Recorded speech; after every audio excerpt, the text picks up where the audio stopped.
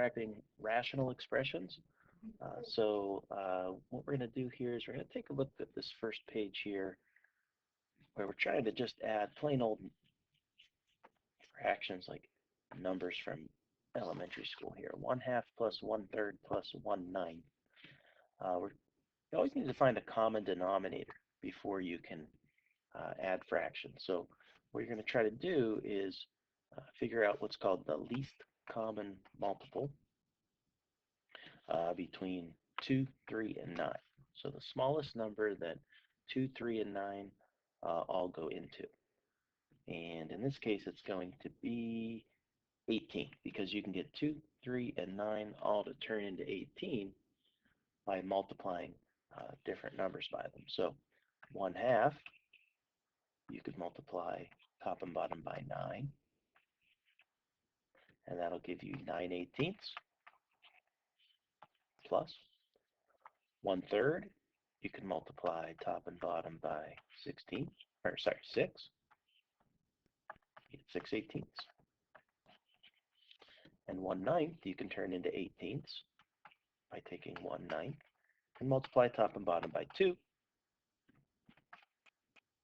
1 times 2 is 2, 9 times 2 is 18. So now we have a common denominator, which is the key to adding fractions. So it's going to be the key to adding rational expressions. We have to make sure that that denominator is equal. Once the denominators are the same, you could just go ahead straight across and add your numerators.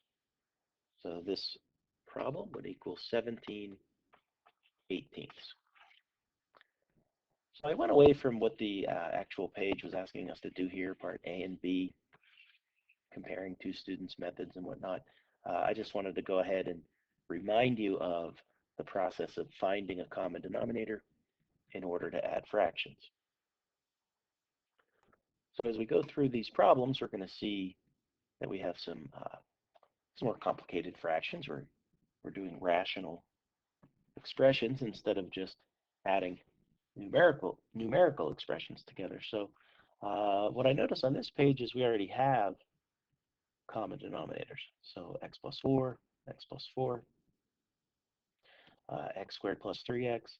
This is also x squared plus 3x in disguise. If you distribute the x, you would see that it's the same.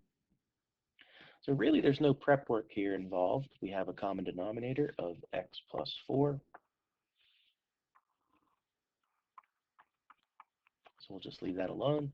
And then you just add straight across x plus 5. So that would be the sum in part A. In B, we're going to add across the top 2x plus 1 plus 3x minus 8 over x squared plus 3x. And then you just combine up the like terms here. 2x and 3x will make 5x. 1 and negative 8 will give you 5x minus 7 over x squared plus 3x. So adding, you just A over C plus B over C.